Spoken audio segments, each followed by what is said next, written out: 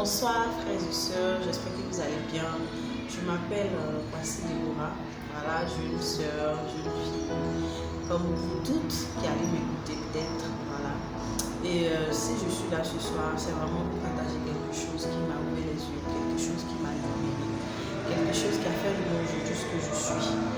Et cette chose, elle n'est rien d'autre que la parole de Dieu. C'est qu'il y a un temps que le Seigneur m'a fait comprendre que pour lui, ma vie était un champ. Mais il m'a dit que ce n'est pas forcément moi seul. Chaque jeune, chaque personne, chaque bébé qui naît, Dieu considère ce bébé comme un champ où lui, Dieu, il investit.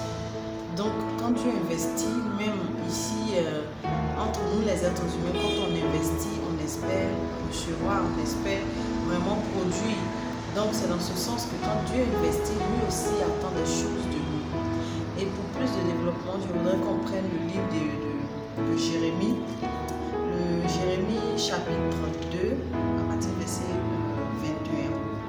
Il dit, je t'avais pourtant planté comme une vigne de bonne qualité, comme une plante sûre, et tu es devenu pour moi une vigne sauvage, aux fruits vraiment mauvais.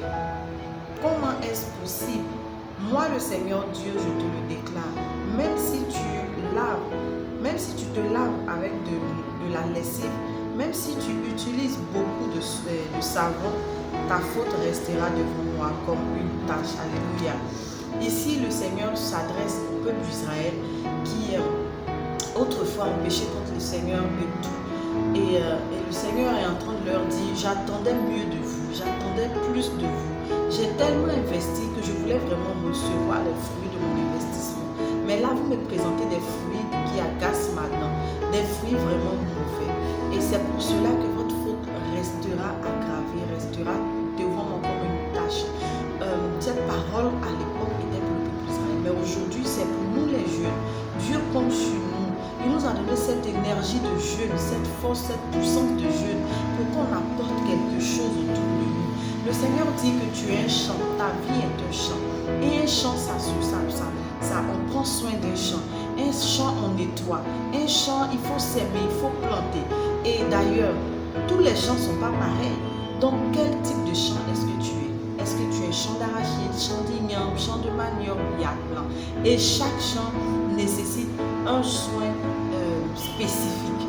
Donc, enfants de Dieu que nous sommes, et surtout jeunes, nous devons savoir, nous devons aller à la recherche de l'identité du champ que Dieu nous a confié, qui est notre vie. Par la suite, nous devons chercher à connaître les besoins de ce champ. Une fois que nous avons les besoins, nous devons aussi nous mettre à l'exercice en appliquant ces soins, en appliquant ce dont le champ a besoin au champ, de sorte qu'à la fin, le champ puisse produire ce qu'il faut. C'est notre vie. Quand tu regardes ta vie, qu'est-ce que Dieu attend de cette vie? Tu regardes ta vie, qui Dieu t'appelle à être en tant que champ? Quels sont les fruits que Dieu a plantés, c'est-à-dire les besoins dont il faut à ton champ? Il faut aussi savoir de quoi Dieu parle quand il parle de champ, de tout ce qu'il a planté. Dieu parle de ta vie. Tout ce qu'il a planté en toi, c'est les dons. Qu'est-ce que Dieu a mis en toi que tu peux apporter à la société actuelle? Qu'est-ce que Dieu a mis en toi que tu peux donner à ton voisin qui est à côté de toi? Ce n'est pas forcément être serviteur de Dieu. Je veux dire, de toutes les façons, quand quelqu'un répond à l'appel de Dieu, peu importe dans le domaine où la personne se retrouve, mais quand tu es en train de faire ce pourquoi Dieu t'a envoyé sur cette terre, tu es serviteur de Dieu. Donc ça peut être à l'église. Dieu peut t'appeler à prêcher. Dieu peut t'appeler à évangéliser. Dieu peut t'appeler à être un homme d'affaires. Dieu peut t'appeler à être vraiment une femme épanouie, une femme qui apporte à sa société. Il y a plein de choses. Donc chacun de nous doit connaître son champ, maîtriser, connaître les besoins du champ et par la suite appliquer vraiment ce qu'il faut à ce champ parce que Dieu attend beaucoup de nous. Et croyez-moi, à la fin, Dieu va nous demander. Notre Seigneur nous demandera. Même si aujourd'hui tu ne connais pas Jésus, tu t'en fous pas mal de ça. Tu te promets, tu te dis ta vie c'est ta vie. Sache que tu ne vas pas échapper au jugement des dieux. Dieu nous a créés, nous sommes à lui. Personne n'ira ailleurs si ce n'est devant Dieu. Donc quand on sera là-bas, il te demandera ce pourquoi je t'ai envoyé sur terre. Est-ce que tu l'as fait? Qu'est-ce que tu lui diras? Je ne vais pas être long.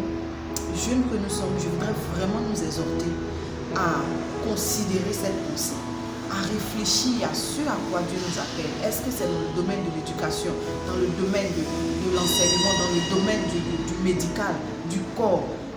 Il y a plein de domaines. Mais simplement ce qu'il nous faut, c'est d'aller vers celui qui nous a envoyés, lui demander ce qu'il attend de nous et accepter ce qu'il nous propose et nous mettre en application pour qu'à la fin, nous soyons récompensés. Merci, j'espère que cela va bénir quelqu'un. Au revoir.